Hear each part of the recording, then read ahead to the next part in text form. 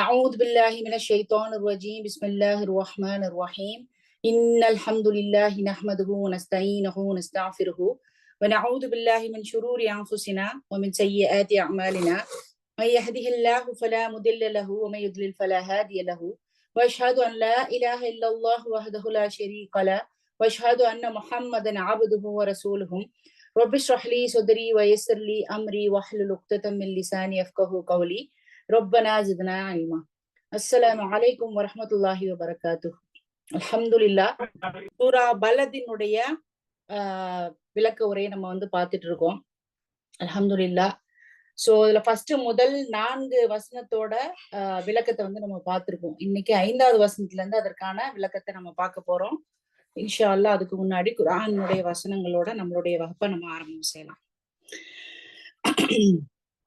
أعوذ بالله من الشيطان الرجيم بسم الله الرحمن الرحيم أيحسب أن لن يقدر عليه أحد يقول أهلكت مالا لبدا أيحسب أن لن يره أحد ألم نجعل له عينين ولسانا وشفتين وهديناه النجدين فلاقتحم العقبة وما أدراك ما العقبة فك رقبة.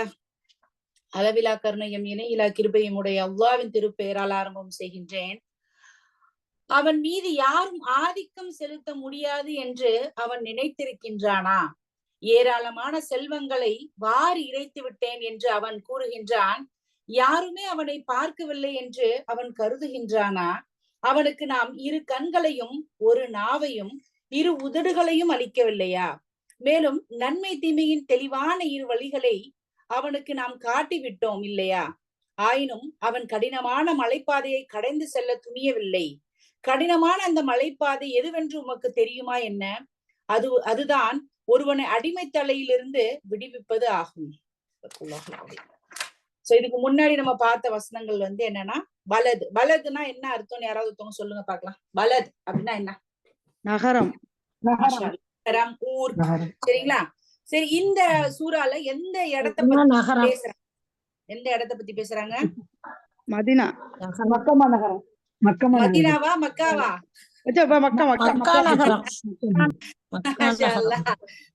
அந்த நினைவுல இருக்கீங்கன்னு நினைக்கிறேன். அல்லாஹ் உங்களுக்கு பரக்கத் செய்யட்டும்.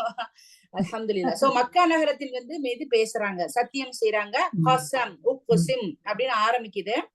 அதற்கு பிறகு நபி ஸல்லல்லாஹு அலைஹி வஸல்லம் அவங்களுடைய அந்த சிறப்புகளை சொல்லி, இந்த நகரத்துல அவங்க இருக்கிறதுக்கு முழு அதிகாரம் இருக்கு, அவங்களுக்கு எந்த ஒரு தடையும் அங்க கிடையாது அப்படின்னு சொல்லிட்டு அவங்க அந்த நகரத்தின் மீது சத்தியம் செய்யறாங்க.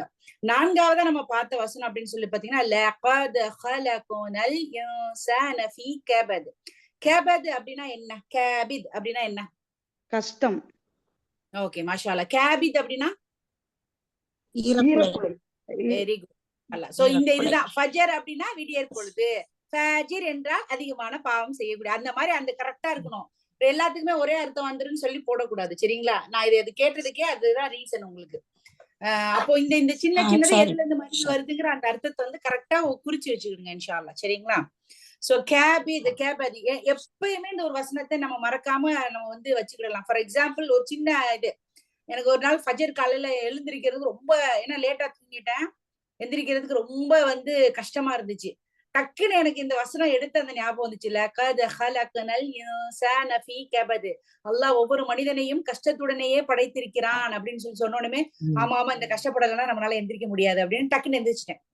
புரியுதுங்களா? அப்போ எல்லாமே கஷ்டப்பட்டாதான் நமக்கு கிடைக்கும் அப்படிங்கிற அந்த எண்ணத்தை நம்ம எப்பயுமே என்ன பண்ணணும், நம்ம மனசுல வச்சுக்கிடணும். சரிங்களா?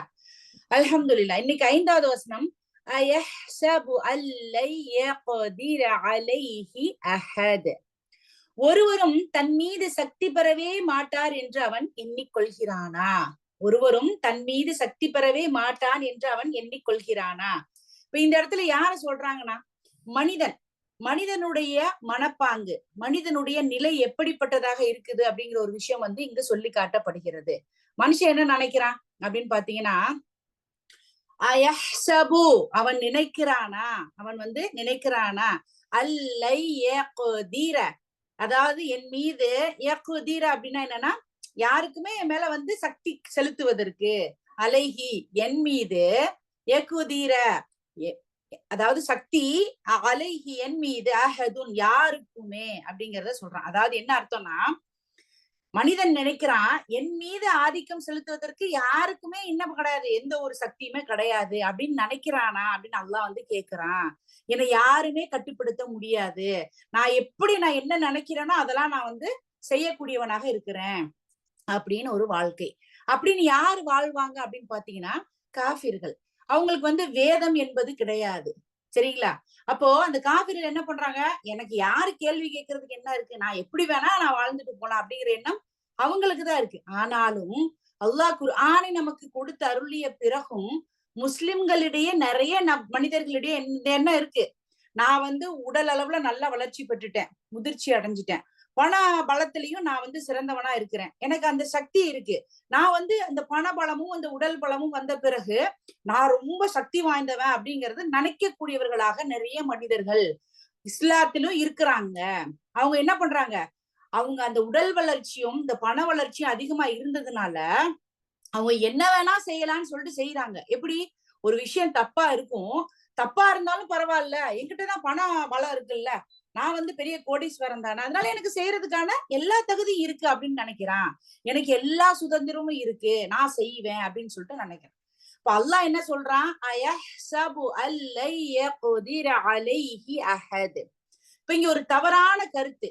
இந்த மனிதன் என்ன நினைக்கிறான், என் மேல யாரும் ஆதிக்கம் செலுத்த முடியாது பாரு, நான் உடல் அளவுல எவ்வளவு பலத்தோட இருக்கேன், நான் பணத்துல வந்து எவ்வளவு வந்து வசதியா இருக்கேன், கோடீஸ்வரனா இருக்கேன், என்னை யாருமே எதுவும் கேள்வி கேட்கறதுக்கு ஒண்ணும் கிடையாதுங்கிறது தான் இன்னைக்கு நிறைய மனிதர்களுடைய மனப்பாங்கு. இப்ப அல்லாஹ் என்ன சொல்றான், அயஹ்சபு அல்லை யக்திர அலைஹி அஹத். இது ஒரு தவறான கருத்து அப்படிங்கறத அல்லாஹ் சுட்டி காட்டி அதை இங்க என்ன பண்றான், அதுக்கான திருத்தத்தை கொடுக்குறான். அதாவது என்ன சொல்றான் அல்லாஹ், நீங்க என்ன நினைத்து கொண்டிருக்கிறீர்களோ, அதாவது உங்களை யாருமே கட்டுப்படுத்த முடியாது, உங்களை யாருமே கட்டுப்படுத்த முடியாதுன்னு நினைச்சிட்டு இருக்கீங்களே, அது தவறான கருத்து அப்படிங்கறத என்ன பண்றான் அல்லாஹ் இங்க இந்த வசனத்தின் மூலமாக சுட்டி காட்டுறான். என்ன சொல்றான், நீங்க நினைச்சிட்டு இருக்கீங்க இந்த வாழ்க்கை நீங்க கட்டுப்படுத்தி உங்களுடைய கட்டுக்குள்ள வச்சிருக்கேன்னு நினைச்சிட்டு இருக்கீங்க, ஆனால் இந்த வாழ்க்கை தான் உங்களை கட்டுப்படுத்தி வைத்திருக்கிறது. அப்படிதானே? இப்போ நீங்கள் ஏமாந்தவர்கள். நம்ம நிறைய பேர் பணக்காரங்க நீங்க என்ன நினைக்கிறாங்க, நான் பணம் வச்சிருக்கேன், நான் என்ன வேணா செய்யலாம், நான் தான் எல்லாத்தையும் கண்ட்ரோல் வச்சிருக்கேன் அப்படிங்கிறாங்க. அது ஆக்சுவலா என்னது, அந்த நப்ஸ், அந்த வாழ்க்கையினுடைய அந்த அனுபவிக்கணுங்கிற நப்ஸ் தான் அந்த குறிப்பிட்ட மனிதனை என்ன பண்ணிருக்கு, கண்ட்ரோல்ல வச்சிருக்கு. உண்மைதானே? முன்னாடியே உங்கள்ட்ட சொல்லியிருக்கேன், ஒரு நப்ஸ், ஒரு மனுஷன் வந்து இவ்வளவு சாப்பிடணும் அப்படிங்கிற எண்ணம் அவனுக்கு இருக்கு. சரிங்களா? அந்த எண்ணம் வந்து என்ன, நப்ஸ். அப்ப இல்ல இது அளவுக்கு மீறி சாப்பிடக்கூடாது அப்படிங்கறது அவனுக்கு தெரியுது, அவன் சாப்பிட்டுட்டானா என்னது, நப்ஸ் அந்த மனுஷனை கண்ட்ரோல் பண்ணிருது. இல்ல நான் சாப்பிட மாட்டேன் அப்படின்னா அந்த மனிதன் அந்த நப்ஸ கண்ட்ரோல் பண்றான். புரியுதுங்களா உங்களுக்கு அந்த வித்தியாசம்?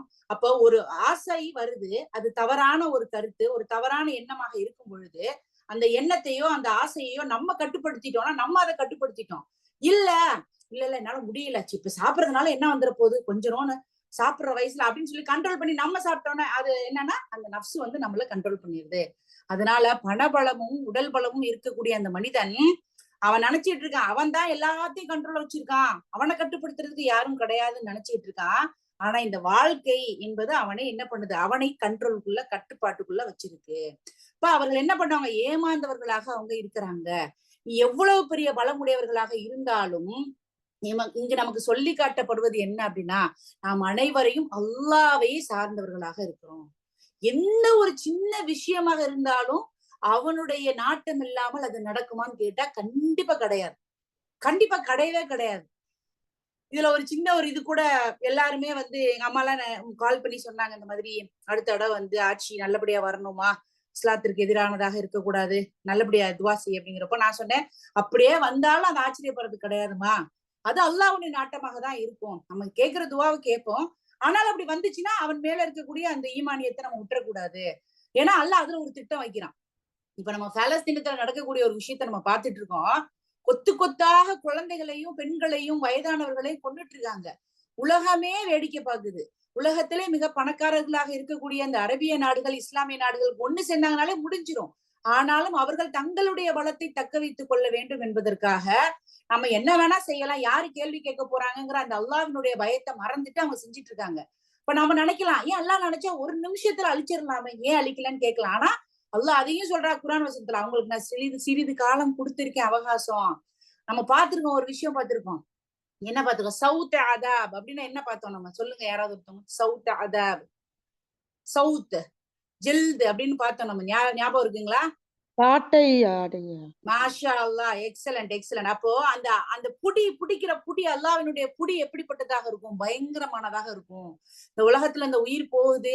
இன்னைக்கு ஒரு குழந்தை பாத்தீங்கன்னா, பச்சை குழந்தை, தலையே இல்ல, தலையை துண்டா வெட்டி அவங்க வந்து தீல தூக்கி அந்த குழந்தைய போட்டிருக்காங்க. அவங்க நீங்க இந்த இடத்துக்கு போங்க, உங்களை நாங்க கொல்ல மாட்டோம்னு சொல்ல உலகமே பாக்குது, பாக்குறோம், கண்ணீர் வடிக்கிறோம். வீடியோவை தொடர்ந்து பார்க்க முடியல. ஆனா அந்த மனுஷன் நினைச்சிட்டு இருக்கான் என்ன கண்ட்ரோல் பண்றதுக்கு யாரும் இல்லைன்னு. அப்படிப்பட்ட மனிதர்கள் நோக்கி இந்த அல்லாஹ் சொல்றான், நாம் அனைவரும் அல்லாவை சார்ந்தவர்கள். இது அல்லாவினுடைய நாட்டம் இல்லாமல் நடக்கல. அப்ப அந்த நம்பிக்கை, அந்த ஈமான என்ன பண்ணணும்? இன்னும் நமக்கு பலப்படுத்தணும். அல்லாஹ் சொல்றான் குர்ஆன்ல, குழந்தைகளையும் உங்கள்ட்ட இருந்து எடுத்துருவேன், செல்வத்தை எடுத்துருவேன், உங்களுக்கு சில அச்சத்தை கொடுத்து நான் உங்களை சோதிப்பேன். பொறுமையோடு இருக்கக்கூடியவர்கள் வெற்றி பெறக்கூடியவர்கள். அப்போ அப்படிப்பட்ட நிலையில தான் இருக்கணுமே, நம்மளோட ஈமான் கூட்டிட்டு போகணுமே தவிர, நம்மளோட யாரு கேக்குறது? என்னோட லைஃப்பா, நான் சம்பாதிக்கிறேன், நான் அனுபவிக்கிறேன், என்ன கேக்குறது யார்? வரம்பு மீறியவர்களாக இருக்கக்கூடாது. அல்லாஹ் நமக்கு சொல்லி கொடுத்திருக்கக்கூடிய, கட்டளையிட்டு இருக்கக்கூடிய விஷயத்திற்கு உட்பட்டு நடக்கக்கூடியவர்களாக இருக்கணும். சரிங்களா? இப்ப நம்ம எல்லாரும் இங்க எதுக்கு அனுப்பப்பட்டிருக்கோம் அப்படின்னா, சிறிது காலம் சோதிப்பதற்காக. அதற்கு பிறகு அல்லாஹ்வே நம்மள திரும்பி எடுத்துக்குவான். அயஹ்ஸபு அல்லை யக்திர அலைஹி அஹத். அப்போ ஒரு மனிதன் இந்த மாதிரி நினைக்கிறான் அப்படின்னு பாத்தீங்கன்னா, அது அவனுடைய மிகப்பெரிய ஒரு தவறான ஒரு எண்ணமாக இருக்குது. நாம் அனைவரும் அல்லாஹ்வையே சார்ந்தவர்களாக இருக்கிறோம், அல்லாஹ்வினுடைய அடிமைகளாக இருக்கிறோம். நீ எவ்வளோ பெரிய மன்னராக இருந்தாலும் அவனும் அல்லாஹ்வினுடைய அடிமை என்பதை மறந்து விடாமல் இருக்க வேண்டும். இப்பதான் நமக்குள்ள ஒரு அடக்கம், தன்னடக்கம் வரும்.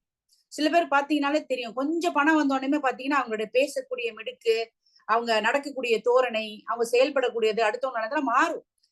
அஸ்தக்ஃபிருல்லாஹ், அல்லாஹ் நம்ம அதுல இருந்து காப்பாற்றணும். என்னைக்குமே நம்ம பணிவுள்ள ஒரு அடியார்களாக சக மனிதர்களை எல்லாரையும் ஏளனமா பார்க்காம எல்லாரும் சரிசமமானவர்கள் என்பதை கருத்துல கொண்டு அல்லாஹ்விற்கு பயந்தவர்களாக, அல்லாஹ்விடம் வெற்றி பெறக்கூடியவர்களாக நம்ம இருக்கணும் அப்படிங்கிறத நம்ம இந்த வசனத்தின் மூலம் தெரிஞ்சுக்கலாம்.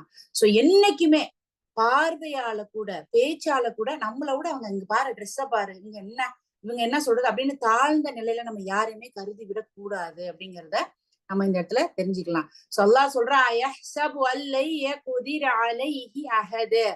என் மீது யாருமே சக்தி பெறவே மாட்டாங்க அப்படின்னு நினைச்சிட்டு இருக்காங்கன்னா அது தவறான கருத்து அப்படிங்கறத அல்லாஹ் இங்க இந்த வசனத்தின் மூலமாக நமக்கு சுட்டி காட்டுகிறான். யகூலு அஹ்லக்து மாலல் லுபதா. ஏராளமான பொருளை நான் அழித்தேன் என்று அவன் கூறுகிறான். சுப்ஹானல்லாஹ். நல்லா தெரிஞ்சுக்கோங்க, அழித்தேன், நான் வந்து அதை வந்து அழிச்சிட்டேன் அப்படின்னு சொல்றான். என்ன அப்படின்னா, யகூலு அவன் கூறுகின்றான். யாரு? மனிதன் சொல்றான். யகூலு எந்த மனிதன் சொல்றான் அப்படின்னா, ஒரு சேரிட்டினா இப்ப நம்ம சதக்கா அந்த மாதிரி பண்றோம் இல்லைங்களா? அப்ப அந்த மாதிரி அதிகமா செலவு செய்யக்கூடிய மனுஷன் வந்து என்ன சொல்றான்? நான் வந்து அல்லாஹ்வின் பாதையில செலவழித்தேன் அப்படின்னு சொல்லல, நான் வந்து செல்வத்தை அழித்து விட்டேன், பொருளை அழித்து விட்டேன் அப்படிங்கிற ஒரு வார்த்தை சொல்றான். அதுல புரிஞ்சுக்கங்க. இப்ப நம்ம ஒருத்தவங்களுக்கு வந்து சதக்கா கொடுத்துட்டு வந்து நான் என் செல்வத்தை அழிச்சிட்டு வந்துட்டேன் அப்படியா சொல்லுவோம்? இல்ல, நான் அல்லாஹ்வினுடைய பாதையில செலவழிச்சிருக்கேன் அப்படித்தானே சொல்லுவோம். ஆனா இந்த மனிதன் அதிகப்படியாக தன்னுடைய பணத்தை, செல்வத்தை தான தர்மம் செய்யக்கூடிய அந்த மனிதன் என்ன சொல்றான்? யகூலு அவன் கூறுகின்றான், அஹ்லக்து. அஹ்லக்து அப்படின்னா என்னது? நான் செல்வத்தை அழித்து விட்டேன், நான் செல்வத்தை அழித்தேன் அப்படின்னு சொல்றான். அப்ப அவன் முன்னாடியே அந்த செலவழிச்ச பணத்தை எல்லாத்தையும் என்ன சொல்றான்? அழிச்சேன் அப்படின்னு சொல்றான். அப்போ மனசில்லாம செய்யக்கூடிய ஒரு நபரைத்தான் அது குறிக்கிறது இல்லைங்களா? லூபதா. லூபதா அப்படின்னா என்னன்னு பாத்தீங்க அப்படின்னா அபரிவிதமான. சரிங்களா? இப்ப நம்ம ஒரு காசு நிறைய கொடுக்குறோம், இல்ல பொருள் ஏதோ அதிகமா கொடுக்குறோம் அப்படின்னா அபரிவிதமா செலவழிக்கக்கூடிய அந்த செல்வத்தை நான் அபரிவிதமா என்னோட பொருளை அழிச்சிட்டேன் அப்படின்னு அந்த மனிதன் கூறுகிறான். சரிங்களா? இப்ப லூபதா அப்படின்னா என்னன்னா அபரிவிதம். யகூலு அவன் கூறுகின்றான், அஹ்லக்து அதிகப்படியான செல்வத்தை, அதாவது செல்வத்தை அழித்து விட்டேன். எப்படிப்பட்ட சில அபரிவிதமான செல்வத்தை, லுபதா அபரிவிதமான செல்வத்தை நான் அழிச்சிட்டேன். சரிங்களா? லிப்தா அப்படிங்கிற ஒரு வார்த்தை வந்து இருக்குது. அதுக்கு என்ன அர்த்தம் அப்படின்னா, அடுக்கடுக்காக ஒரு பொருளின் மீது இன்னொரு பொருளை வந்து வைக்கிறது. ஃபார் எக்ஸாம்பிள், நம்ம புரியுற மாதிரி சொல்லணும்னா, ஒருத்தவங்களுக்கு அடர்த்தியான முடி இருக்கு. சரிங்களா? அப்ப அந்த அடர்த்தியாக முடி இருக்கக்கூடிய அந்த லிப்தா அப்படிங்கிறது என்னன்னா, லுபதா அப்படிங்கிறது இது லிப்தா. சரிங்களா? அந்த அடர்த்தியான முடி இருக்கிறவங்களுக்கு நிறைய எண்ணெய் தலையில போட்டு அந்த முடியை ஃபுல்லா எடுத்து கட்டுறோம் காம்பாக்டா, அதாவது சுருக்கி அந்த முடி அப்படி கட்டுறோம். கட்டுனோம்னா எப்படி இருக்கும்? அது ஃபுல்லா அப்படியே சுருக்கப்பட்டு அப்படியே ஒரு இடத்துல அப்படி வந்து கட்டுப்பட்டு இருக்கும் இல்லைங்களா? அதுதான் வந்து லிப்தா அப்படின்னு சொல்லுவாங்க. அப்ப என்னன்னா, அபரிவிதமாக இருக்கக்கூடியதை வந்து அதை சுருக்கி அப்படியே அழகா அது காம்பாக்டா வைக்கிறது. சரிங்களா? சுருக்கப்பட்டு வைக்கிறது. சோ யகூலு அஹ்லக்து மாலல் லுபதா, மனிதன் கூறுகிறான், அதிகப்படியான செல்வத்தை நான் என்ன பண்ணினேன்? அழிச்சிட்டேன். இப்போ இந்த இடத்துல என்ன விஷயம் சொல்லப்படுகிறது? இப்ப லுபதாங்கிறத ஞாபகத்துல வச்சுக்கோங்க. லிப்தா அப்படிங்கிறது என்ன அந்த வார்த்தைக்கான அர்த்தம்ங்கிறது தான் நான் சொல்ல வந்தேன். சரிங்களா? லிப்தா விட்டுருங்க. லுபதா அபரிவிதமான செல்வத்தை அவன் அழித்து விட்டதாக அந்த மனிதன் கூறுகிறான். அப்போ யகூலு அஹ்லக்து மாலல் லுபதா, அந்த மனுஷன் சொல்றான், அதிகப்படியான பணத்தை வந்து நான் வந்து அழிச்சிட்டேன் அப்படின்னு சொல்றான். அப்ப இந்த இடத்துல என்ன காட்டுது அப்படின்னா, ஒருத்தவங்ககிட்ட போய் நான் இன்னைக்கு ஒருத்தவங்களுக்கு ஒரு பெரிய லெவல்ல வந்து ஒரு உதவி செஞ்சிருக்கேன், லட்சக்கணக்குல.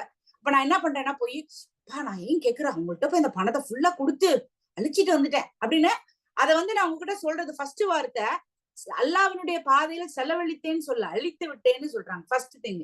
ரெண்டாவது ஷோ ஆஃப், அதாவது நம்ம செய்யறத வந்து இப்படி காட்டிக்கிறதுன்னு சொல்லுவோம்ல, அப்பா ஐயோ எவ்வளவு உதவி செய்யறது அப்படின்னு சொல்லிட்டு நம்ம பெருமையா காட்டிக்கிறதுன்னு சொல்லுவாங்கல்ல, அதுதான் சொல்றாங்க இந்த இடத்துல. அப்போ அவன் வந்து என்ன சொல்றான் அந்த மனிதன் அப்படின்னா, அவன் எப்படி சொல்லல, அன்ஃபக்து, அன்ஃபக்து என்றால் நான் செலவழித்தேன்னு சொல்லல, அதற்கு பகரமாக அஹ்லக்து, என்ன சொல்றான்? அஹ்லக்து, நான் அதை வீணடித்து விட்டேன், அதை நான் அழிச்சிட்டேன் அப்படின்னு சொல்லி சொல்றான். எப்படி சொல்லணும் மனிதன் அப்படின்னா, அன்ஃபக்து, நான் செலவழித்தேன். அதற்கு பதிலா அவன் எப்படி சொல்றான்? அஹ்லக்து மாலல் லுபதா, அஹ்லக்து. சரிங்களா? இந்த வார்த்தையை நோட் பண்ணி வச்சுக்கிடுங்க. மனிதன் எப்படி சொல்லணும்? நான் அன்ஃபக்து, நான் செலவழிச்சேன் அப்படின்னு சொல்றதுக்கு பகரமாக அவன் அஹ்லக்து, நான் அதை வந்து அழிச்சிட்டேன், வீணடிச்சிட்டேன் அப்படின்னு சொல்லி சொல்றான் அப்படின்னு அல்லாஹ் சுப்ஹானஹு வ தஆலா இங்க சொல்லி காட்டுறாங்க.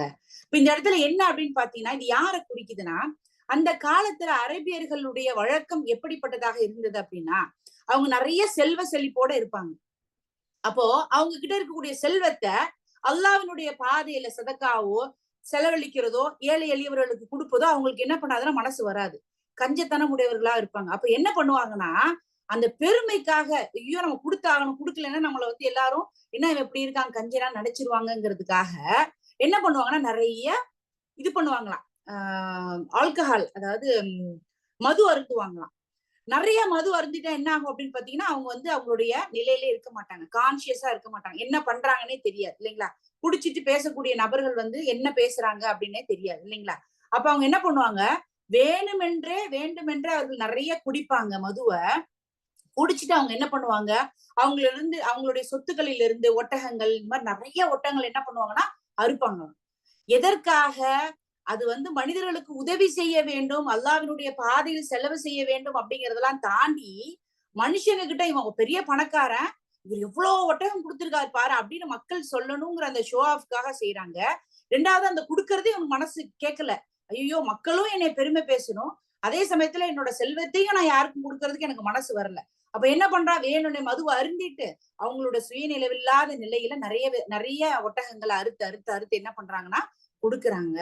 அப்போ அவங்களுக்கு அவங்களுடைய பணத்தை, செல்வத்தை இந்த ஏழை எளியவர்களுக்கு கொடுக்கறதுல, சதக்கா பண்றதுல கொஞ்சம் கூட எண்ணம் இல்லவே இல்லை.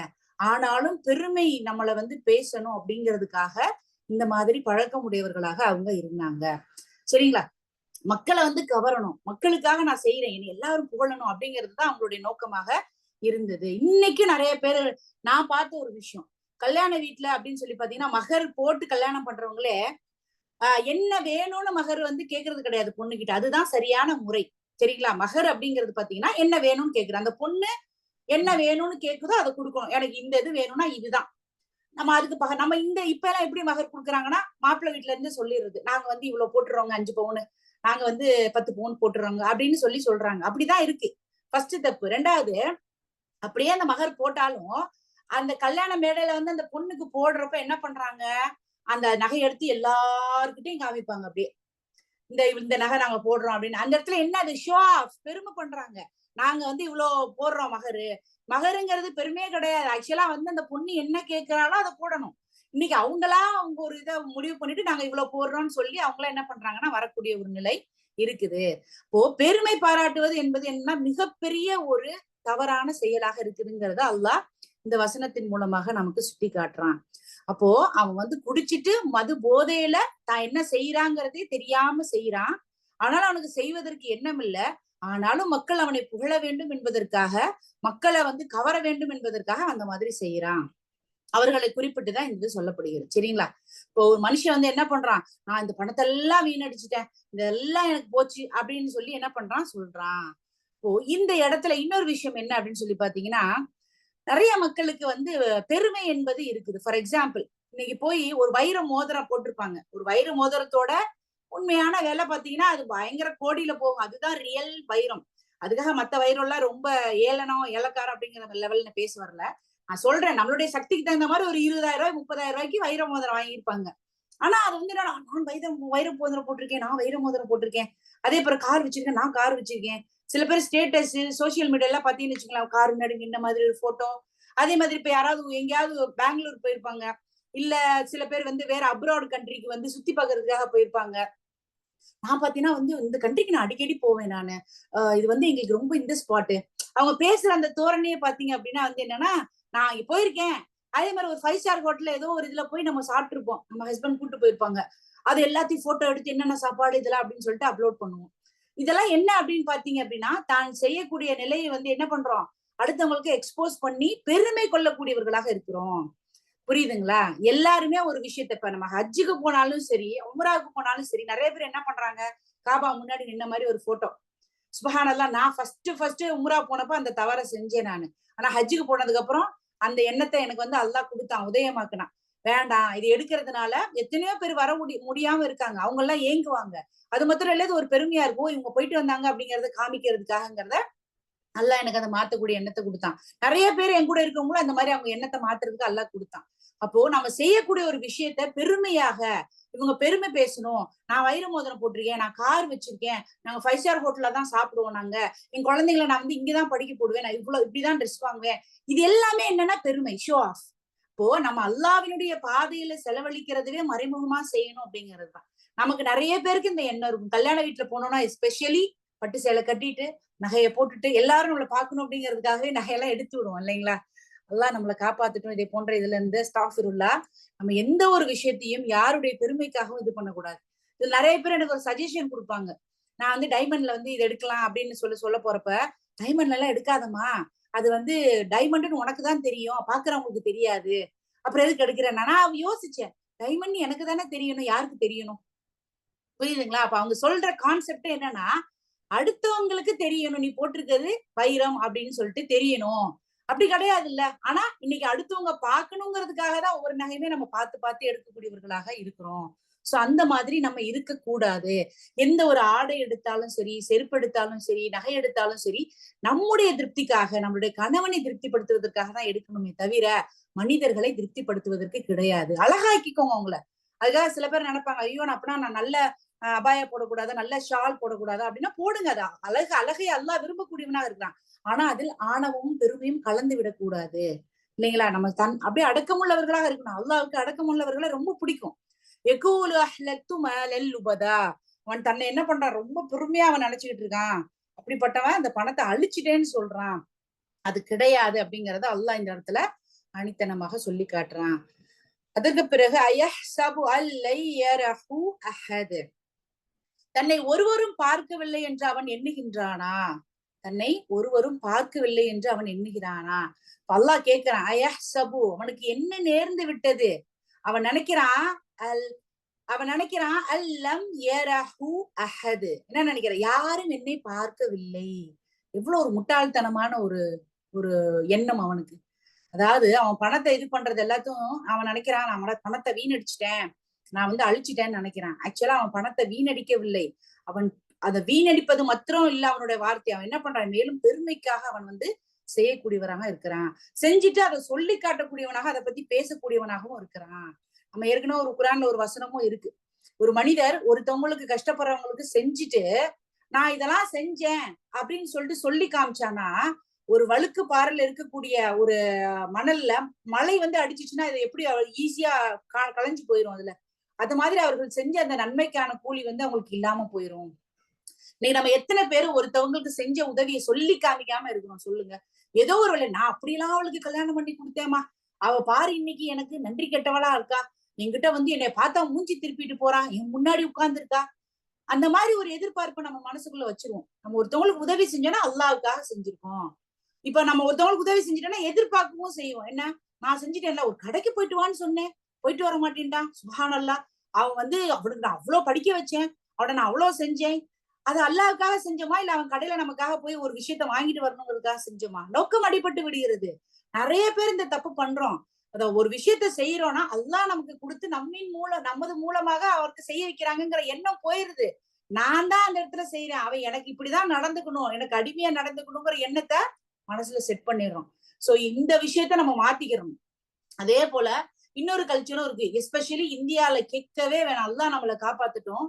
மாமியார் மருமகள் மாமனார் அப்படிங்கிற அந்த உறவு தான் ஒண்ணு. என்ன அப்படின்னா, இஸ்லாத்தை பொறுத்த வரைக்கும் ஒரு பெண் திருமணமான பிறகு அவ வந்து மாமியார் வீட்டுல இருக்கணுங்கிற கட்டாயமே கிடையாது, இல்லைங்களா? எஸ். அப்ப அது மாமியார் வீட்டுல இருக்கணுங்கிற கிடையாது. அதாவது கணவன் கூட தான் இருக்கணும். இப்ப கணவர் வெளிநாட்டுக்கு எங்கேயாவது போயிட்டாரு அப்படின்னா அந்த பெண் வந்து அந்த வீட்டுல நான்மகரமோட இருக்கக்கூடாது. சில பேர் கொழுந்தனார் இருப்பாங்க, அப்படிங்கிறப்ப அந்த இடத்துல இருக்கக்கூடாது. சரி, ஓகே, கணவர் விருப்பப்பட்டாரு அப்படின்னா அவங்க அந்த இடத்துல இருக்கலாம். இன்னொன்னு வந்து மாமியார், அந்த கணவர் சொல்வாரு, என் தாய்க்கு நீ கட்டுப்பட்டுதான் நடக்கணும், தாய்க்கு எல்லா வேலையும் நீதான் பார்க்கணும். இது எந்த சட்டத்துல சொல்லியிருக்காங்க? கணவனை கட்டிட்டு வந்து கணவரை திருப்திப்படுத்துவதற்காக தான் ஒரு மனிதர்கள் வந்து அந்த இடத்துல அல்லாஹ்வுடைய சட்டப்படி இருக்கு. ஊர்ல ஒரு கலாச்சாரம், மாமியார் நான் சொல்றதான் கேட்கணும், இது எனக்கு கட்டுப்படணும், எனக்கு வேலை பார்க்கணும், கிடையவே கிடையாது. இதெல்லாம் ஹிந்து கலாச்சாரங்க. அவர் வாழ்க்கையில கல்யாணம் பண்ணி அவங்க தனித்தனியா போயிட்டு டிசிஷன் எடுக்க வேண்டியது அல்லாஹ் கொடுத்திருக்கான். இன்னைக்கு அதிகப்படியான டிவோர்ஸ் நடக்கிறது ஊர்ல என்னன்னு பாத்தீங்க அப்படின்னா, கணவன் மனைவிக்கு இடையிலே பிரச்சனை கிடையாது. ஆனா என்ன பண்ணாங்க, நாத்தனார் பிரச்சனை, மாமியார் பிரச்சனை, மாமனார் பிரச்சனை, கொழுந்தனார் பிரச்சனை, இதுதான் பிரச்சனை உங்களுக்கு. இப்ப இதெல்லாம் நான் எதுக்கு சொல்றேன் அப்படின்னா, நமக்கு அல்லாஹ் சுப்ஹானஹு வ தஆலா ஒரு விஷயத்த கொடுத்திருக்கான், நமக்கு கீழே அமானிதமா கொடுத்திருக்கான், இல்லைங்களா? ஆனா அவன் என்ன பண்றான், அதெல்லாம் மறந்துட்டு இல்ல நீ இப்படிதான் நடக்கணும்னு சொல்லிட்டு அவன் என்ன பண்றான், தன் ஆணவமாக நடப்பதற்காக இந்த ஒரு எடுத்துக்காட்ட சொல்றேன். யாரையும் கட்டுப்படுத்தணும், அவங்கள வந்து கண்ட்ரோலுக்குள்ள வச்சுக்கணுங்கிறதுக்கு எந்த ஒரு வேலையுமே கிடையாது. கணவனுடைய கட்டுப்பாட்டின் கீழே மனைவி இருக்கணும் அப்படிங்கிறது தான் சொல்லப்பட்டிருக்கே தவிர, இந்த மாதிரியான கலாச்சாரங்கள் ஊர்ல நிறைய இருக்கு. எதுக்காக சொல்றேன்னா, தெரிந்தவர்களுக்கே அவ்வளோ டிவோர்ஸ் நடக்குது, அவ்வளோ பிரச்சனை. என்னங்க பிரச்சனை? எங்க 2 பேருக்கு எந்த பிரச்சனையும் இல்லைங்க, இவங்க அம்மாவுக்கு பிரச்சனை, அங்க பிரச்சனை, இங்க இதுதான் பிரச்சனையா வருது. அல்லாஹ் நம்ம அதுல இருந்து காப்பாத்துட்டோம். இதுல கொஞ்சம் லைட்டா அவுட் ஆஃப் போர்ஷன் மாதிரி போகுது. இது எதுக்காக சொல்றேன் அப்படின்னா, அந்த போஸ்ட், நான் தான், என்கிட்ட இருக்கு, அந்த பவர் இருக்கு, நான் சொல்றதான் நீ கேட்கணும் அப்படிங்கிற அந்த ஆணவம் வந்து என்ன பண்ணக்கூடாது, இருக்கக்கூடாதுங்கிறதுக்காக இந்த எக்ஸாம்பிள நான் வந்து சொன்னேன். அதே போல அல்லாஹ் கேட்கிறான், யஹ்சபு, இவனுக்கு என்ன நேர்ந்து விட்டது, அவனுக்கு என்ன தப்பு, அவனுக்கு என்ன பிரச்சனை, அவன் நினைச்சிட்டு இருக்கான், அல்லம் யரஹு அஹது, யாரும் என்ன பார்க்கல அப்படின்னு சொல்லிட்டு. அது எவ்வளவு முட்டாள்தனமான ஒரு வார்த்தை. அவன் வந்து தன்னை பெருமைப்படுத்திக் கொள்ளணுங்கிறதுக்காக தான் அவன் பணத்தை என்ன பண்றான், அவன் வந்து செலவழிக்கிறான். அந்த பணத்தை செலவழிக்கிறதுனால அவனுக்கு எந்த ஒரு பலனும் கிடையாது. ஏன்னா இன்னமல் அமலு பின்னியார், நம்ம எந்த ஒரு காரியத்தை செய்வதாக இருந்தாலும் நம்மளுடைய எண்ணத்தை தான் நல்லா பாக்குறான்னா இருக்கிறான். காபிலோட விஷயத்த பார்த்திருக்கோம். ஆதம் அலைஹிஸ்ஸலாம் அவங்களுடைய பிள்ளைகள் வந்து 2 பேரும் அல்லாஹ்வுக்கு கொடுக்குறப்ப எந்த விஷயத்த நம்ம பார்த்தோம், அவங்க எண்ணத்தை அல்லாஹ் பார்த்தான். இன்னைக்கு நம்ம எந்த ஒரு விஷயம் செய்தாலுமே அதற்கான எண்ணத்தை தான் அல்லாஹ் பார்க்கிறான். நமக்கு கொஞ்சமா கொடுத்தா கூட அல்லாஹ் நான் என்னால இவ்வளவுதான்டா முடியுது, ஆனா அந்த எண்ணம், அந்த நல்ல எண்ணம் தான் இங்க வந்து முக்கியமான ஒரு விஷயமாக இருக்குது. அப்ப என்ன பண்றான் அல்லாஹ், யாரும் பார்க்கலன்னு சொல்லிட்டு இவன் சொல்றானா, என்ன யாரும் பார்க்கல அப்படின்னு மனுஷன் சொல்றானா, அல்லாஹ் என்ன சொல்றான், அவனை பிடிப்பேன். யார்? அல்லாஹ் அவனை பிடிப்பான். எப்படி? அல்லாஹ் அவனை கண்காணிக்க கூடியவனாக இருக்கிறான். அவன் எப்படி பணத்தை வந்து வீணடிச்சிட்டு இருக்கான். இன்ன ரொப்பக லபில் மிர்சாத். மிர்சாத்னா என்னங்க சொல்லுங்க, நம்ம முன்னாடி பார்த்தோமே. இன்ன ரொப்பக லபில் மிர்சாத். மிர்சாத் என்ன அர்த்தம் பார்த்தோம்? பார்த்து கண்காணிப்பது. வெரி கண்காணித்துக் குட். கொண்டிருக்கிறான். மாஷா அல்லாஹ், ஆமா. மாஷா அல்லாஹ். எக்ஸலண்ட். அதாவது என்னன்னா பாத்துட்டே இருக்கிறது. நான் ஏற்கனவே சொல்லியிருக்கேன், ஒரு அந்த மறைந்திருந்து அப்படி தாக்குறதுக்கு ரெடியா பாக்குறதுன்னு சொல்லுவோம்ல, அந்த மாதிரி மிருசாத் அப்படிங்கறது அதனுடைய அர்த்தம். மாஷா அல்லாஹ் கரெக்டா அவங்க ஞாபகத்துல வச்சிருக்காங்க பாருங்க. இப்ப அல்லாஹ் எப்பொழுதுமே இன்ன ரப்பக லபில் மிர்சாத், அல்லாஹ் நம்மை கண்காணித்து கொண்டிருக்கக்கூடியவனாக இருக்கிறான். நம்மளை எப்பயும் பார்த்துக்கிட்டே இருக்கான். ஆனா நம்ம தான் என்ன பண்றோம், அல்லாவை மறந்துட்டு எல்லா விஷயங்களையும் செஞ்சுட்டு இருக்கோம். அப்போ அல்லாஹ் என்னை யாருமே பார்க்கல அப்படின்னு நினைக்கக்கூடிய மனிதனுக்கு இந்த வசனம், இன்ன ரப்பக லபில் மிர்சாத், அல்லாஹ் அவனை கண்காணித்து கொண்டிருக்கக்கூடியவனாக இருக்கிறான். எந்த நேரத்துல வேணா அவனுடைய புடி அவுத்தா எப்படி இருக்கும், பயங்கரமாக இருக்கும். சவுத்த அதாப் அப்படின்னு சொல்லிட்டு அல்லாஹ் சுப்ஹானஹு வ தஆலா இங்க நமக்கு சொல்லி காட்டுறான்.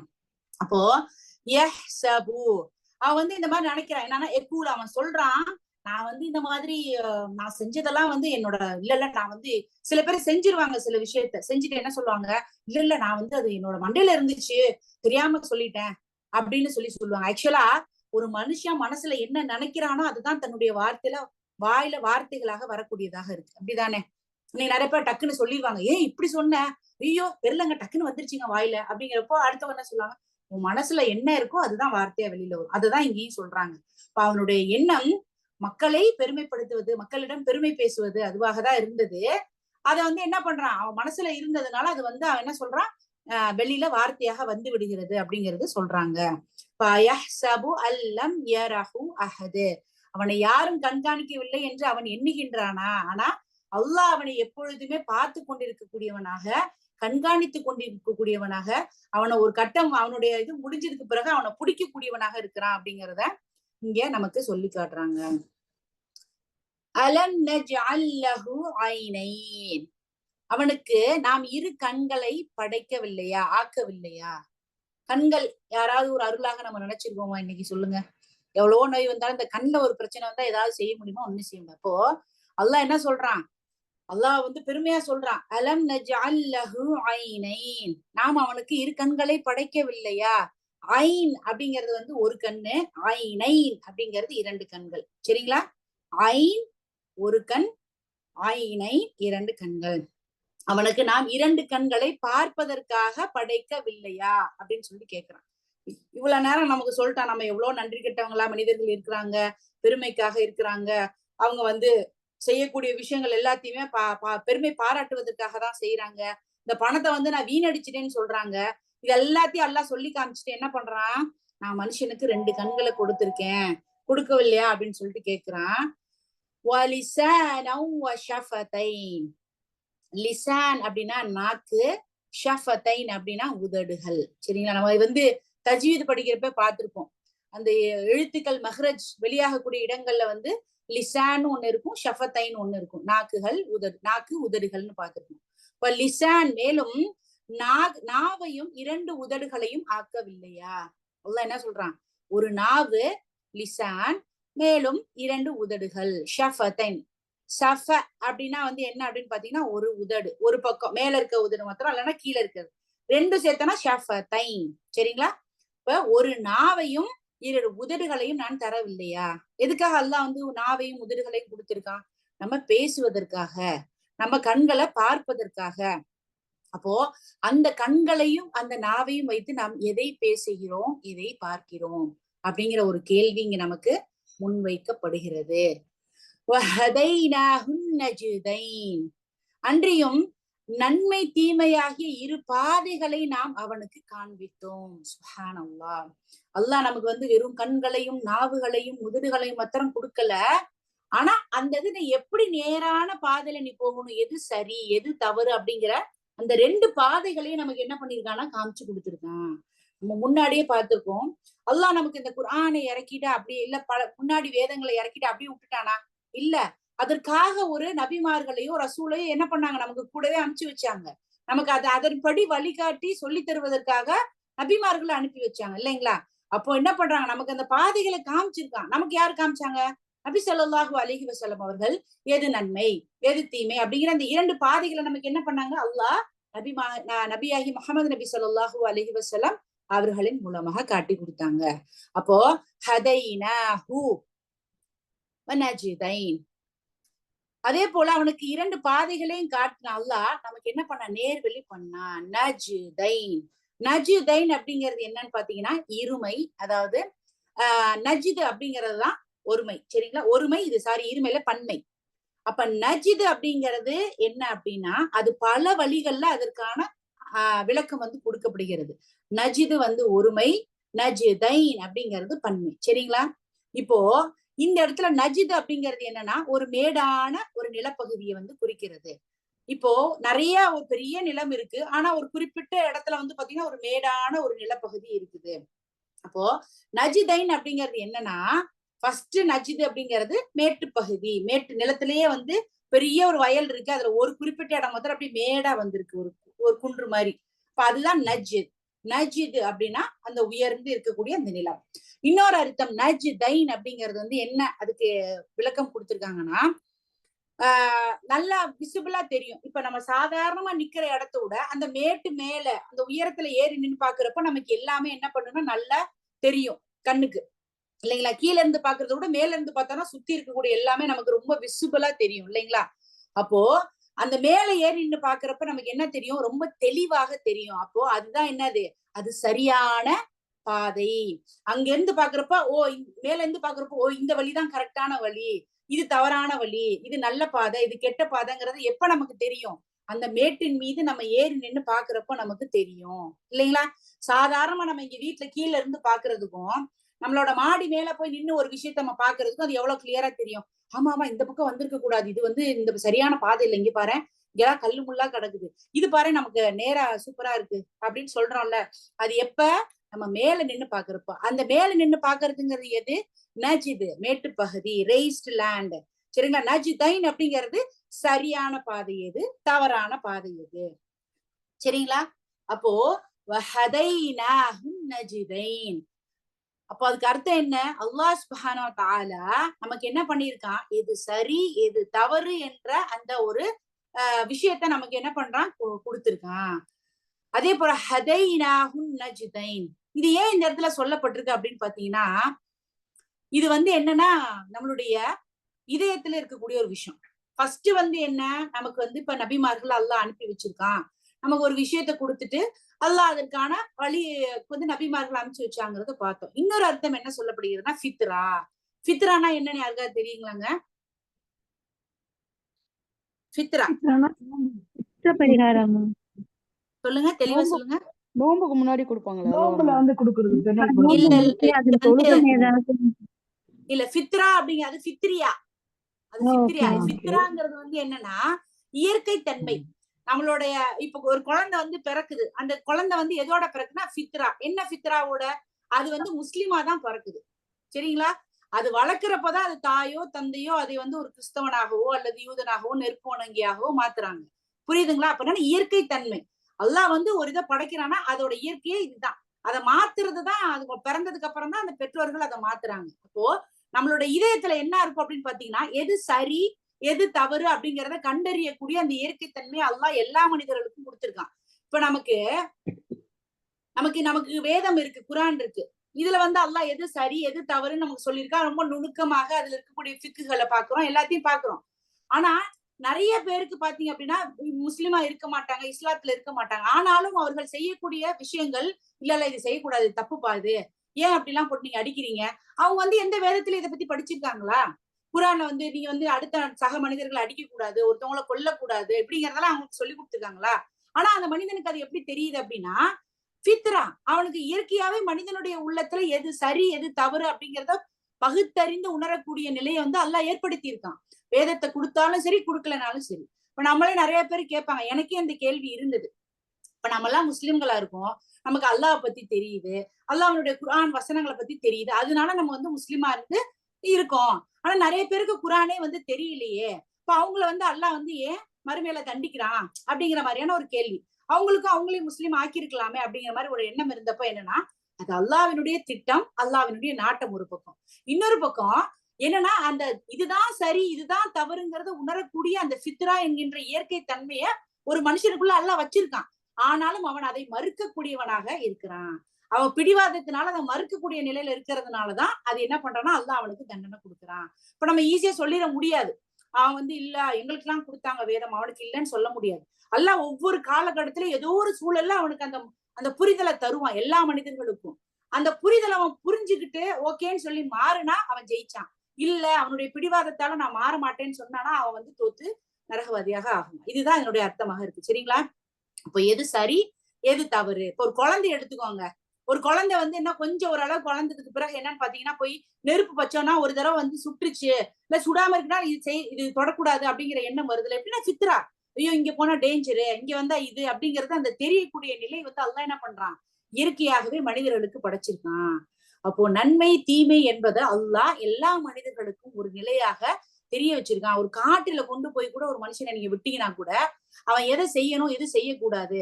இந்த குழந்தைக்கு வந்து எப்படி வந்து சாப்பிடணும், குழந்தை பிறக்குது, பிறந்த உடனே எப்படி அந்த குழந்தை வந்து தாய்கிட்ட வந்து நீ இப்படிதான் டக்குன்னு நீ போய் வச்சா பால் இங்கதான் குடிக்கணும் அப்படிங்கிறது தெரியுது. எப்படி அந்த வாய் பக்கத்துல பால் பாட்டிலோ இந்த இதோ வந்து குடுக்குறாங்கன்னு வச்சுக்கோங்க, பால் குடுக்குறாங்க, குழந்தை எப்படி கரெக்டா அந்த பால் இப்படிதான் குடிக்கணும்னு எப்படி அந்த குழந்தைக்கு தெரியுது? ஃபித்ரா. அல்லாஹ் வந்து இயற்கையா அதுக்கு படைச்சிருக்கான். யாராவது அதுக்கு சொல்லி கொடுத்தாங்களா? இல்ல.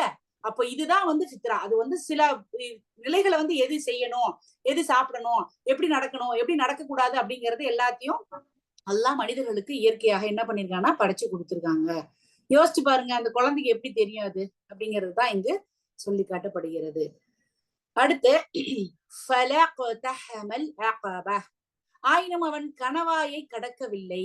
கணவாய்னா இந்த இடத்துல வந்து வேலி பள்ளத்தாக்கு அப்படிங்கறதுதான் இந்த இடத்துல வந்து சொல்றாங்க. அவன் நினைக்கிறான் அவன் பணம் செலவழிக்கிறது வந்து ரொம்ப பெரிய விஷயம் அப்படின்னு நினைச்சிட்டு இருக்கான் இல்லைங்களா? ஒருத்தன் வந்து பணம் செலவழிச்சுட்டானா அவன் அப்படியே பாத்தீங்கன்னா நான் இவ்வளவு கொடுத்துட்டேன், அவனுக்கு ஃபுல்லா நான் தான் பார்த்தேன் அப்படின்னு அந்த பெரிய பிக் டீலா பேசுறான்.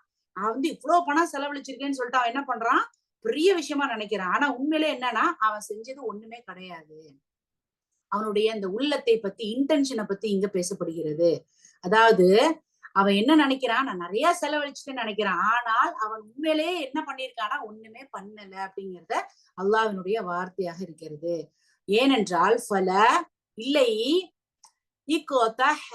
தஹமல் அப்படின்னு கொடுத்துருக்காங்கல்ல, அவன் வந்து என்ன பண்ணிட்டான், அவன் வந்து உடைச்சிட்டான், ஒண்ணுமே கிடையாது, புரோக்கன் த்ரூ, அவன் வந்து ஒண்ணுமே கிடையாது, செலவழிச்சது ஒண்ணுமே கிடையாது, அவன் நிறைய பண்ணிட்டேன்னு சொல்றான், ஆனா ஒண்ணுமே கிடையாது. ஒண்ணுமே கிடையாது. அல் ஆகாபா. ஆகாபா அப்படின்னா என்னன்னு பாத்தீங்கன்னா கடினமான பாதை. ஆகாபா கடினமான பாதை. அப்போ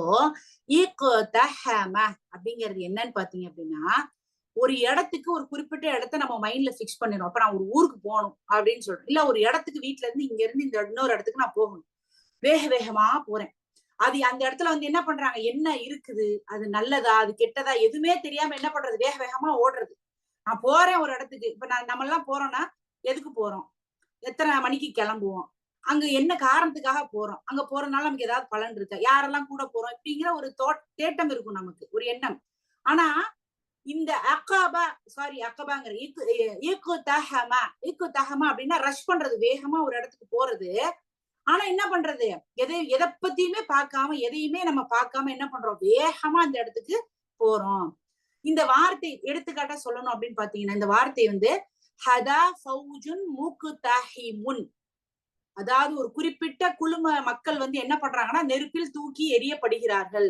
எப்படி எரிவாங்க, கண்ணு முன்னி தெரியாம அவங்க எப்படி போய் உழுவாங்க, என்ன மாதிரி சாவாங்க அப்படின்னு தெரியாம தூக்கி என்ன பண்றது, அவங்கள தூக்கி அந்த நெருப்பு அந்த கஷ்டத்துக்குள்ள அவங்கள தூக்கி போடுறது. புரியுதுங்களா உங்களுக்கு?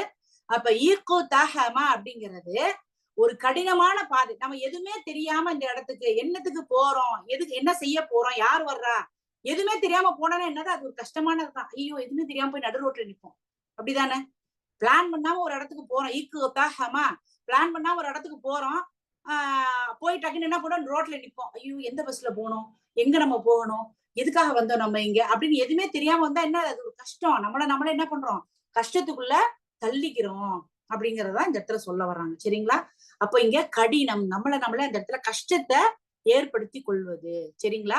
இப்போ அக்காபா அப்படிங்கிறது டிஃபிகல்ட்டான பாஸ், ஒரு ரொம்ப கடினமான ஒரு பாதையை கடந்து போறது. சரிங்களா?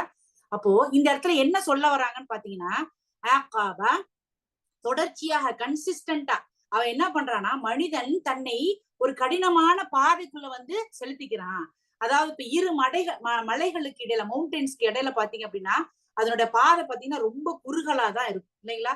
அப்ப அந்த குறுகலான பாதைக்குள்ள வந்து நம்ம போகணும் அப்படின்னா எப்படி இருக்கும்? ரொம்ப கஷ்டமா இருக்கும். அப்ப மனிதன் என்ன பண்ணிக்கிறான் அப்படின்னா எக்ஸ்ட்ராடினரியான டிஃபிகல்ட் அவன் என்ன பண்ணிக்கிறான், அவனா பண்ணிக்கிறான்.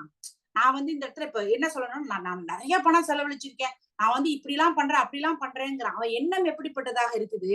அவன் செஞ்சது ஒண்ணுமே கிடையாது. அவன் அவ்வளோ கஷ்டப்பட்டு அவ்வளவு செஞ்சாலும் அது எந்த ஒரு பயனுமே கிடையாது.